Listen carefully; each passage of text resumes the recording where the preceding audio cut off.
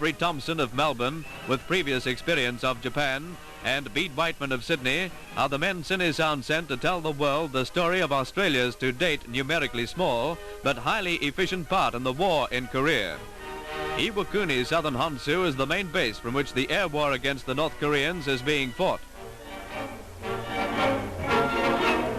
It will be a startling fact to Australians that hundreds of skilled Japanese now work side by side with our own men in keeping the aircraft flying. 5 years ago, Korea was Japanese territory. The Japs apparently have no wish to see the United Nations forces thrown out. Concentrated small arms fire by North Korean infantry has achieved some success, and this bullet-damaged fuselage is proof of it. The hot seat. Japs ride in on 500-pound bombs for the Mustangs, which also carry rockets and heavy machine guns. They're hard-hitting fighters. Commanding officer of 77 Squadron is quiet, efficient Wing Commander Lou Spence, DFC. Each morning he says so long to his wife and children, and like millions of civilians, leaves for the office, which happens to be the Korean front line. When he says he's had a hard day at the office, his wife believes him. In operations room, intelligence deals out the gen for the day's strike. Interest is in the Daegu Bulge, where North Koreans are making an all-out effort to capture the city and vital airstrip. They will strike at the enemy within 5 miles of the strip. The boys move out to their aircraft. This is Japan's midsummer. Temperatures are high and humidity extreme. These Australian pilots have earned the complete respect of the Americans because of their achievements in action. They have played an important part in helping to stiffen morale of ground forces, which had been gravely affected by overwhelming numbers in opposition and early lack of tanks and other weapons. It is important to recall that the war broke out in Korea on June the 25th, and the men of the Australian squadron went into action alongside the Americans 8 days later, the first United Nations unit to do so. Spence gives the signal and the planes move out. Aircraftsmen fit a Cine Sound camera on remote control and a Mustang belly tank. It will bring you some mighty thrilling pictures in a few minutes.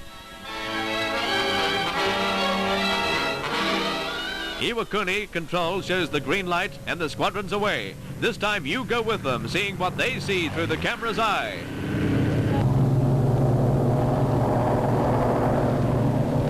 To Jap peasants, the Mustangs are a familiar sight, but it's doubtful if they realize their significance. They have little use for politics.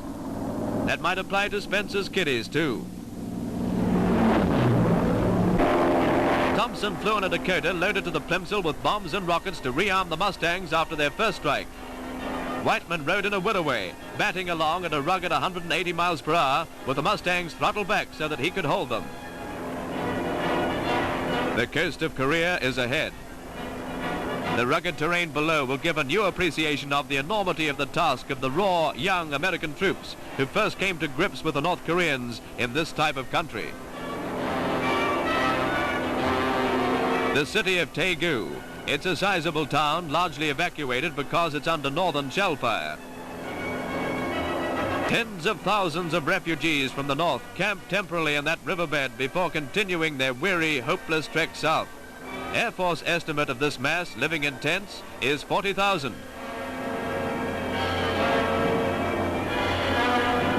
Seconds out of Daegu, we're over the enemy lines. Loosing rockets, bombs and machine gun fire, the Australian-built Mustangs slash at troop concentrations. Guerrillas sheltering in foxholes and buildings suspected of harboring tanks. From our high perch, it's not easy to sight objectives, but the Aussie pilots seek out the gooks like hounds on the scent. Let's go down with them.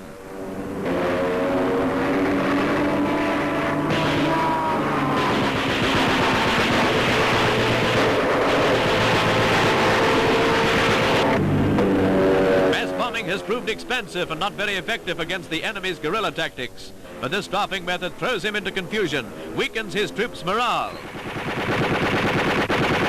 The country is alive with North Koreans. If they're not well under cover, they haven't much of a future.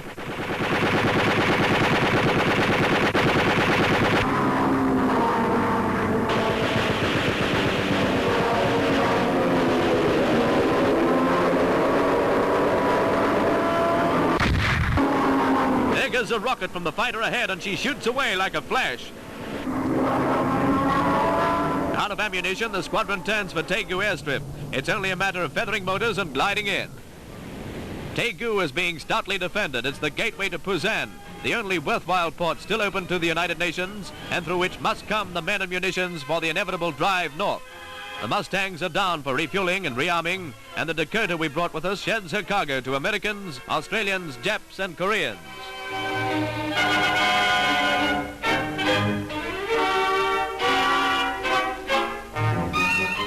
The wind-up for a second edition of Bad News for the North Koreans takes no time at all. Meantime, let's look round the strip, beginning with what the Yanks still call the chow line, an expression perhaps a little near the knuckle in Korea. Americans and Australians work in the closest cooperation. Here are the beginnings, at least, of a real United Nations effort. A constant alert is maintained with glasses trained on the sky and the nearby hills. Off they go for another bash, as the Aussie pilots put it. The Mustangs are having it all their own way at present with practically no air opposition, but they often cop plenty from down below. Tanks are hidden in buildings, camouflaged as haystacks in daylight. Anything suspicious gets it.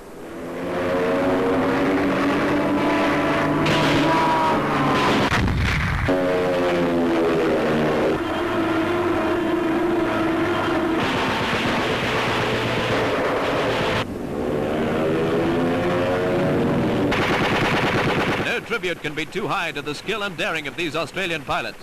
It's terrible flying country and very uncomfortable if a forced landing becomes necessary, but they never let up day after day, going to the office, doing a dangerous job as readily and as easily as if they were out selling vacuum cleaners in suburban streets.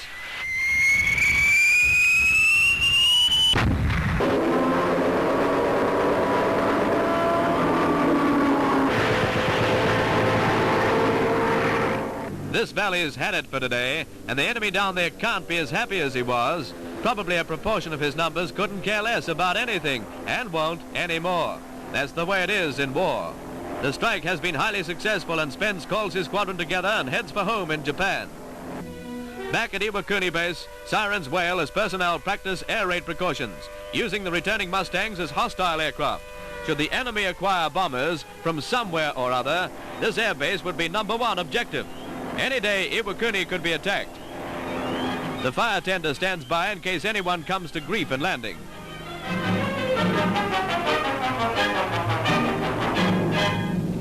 But there are no accidents and the squadron's down. Home in time for dinner, in fact.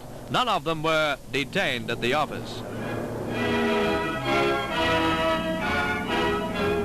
They go out of the machine straight into intelligence, where they tell the story of the day's events, each from his own perspective. And the wing commander dots the I's and crosses the T's. Spence is a grand leader. Without loss of time, the planes are serviced, refueled, and rearmed for the morning takeoff, a repetition of what we've shown you today.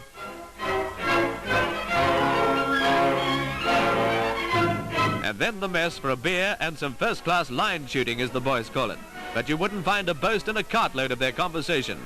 They are the real stuff, these young Australians, and American appreciation comes in an unexpected visit from American General George A. Stratmayer, commanding officer, Far East Air Forces, under whose general direction the squadron operates. The general pins the American Legion of Merit on Spence as a genuine tribute to his leadership and to the grand group of men he commands. Tomorrow the squadron goes out again, and the next day, and the next week, and the next month, until the job is finally done.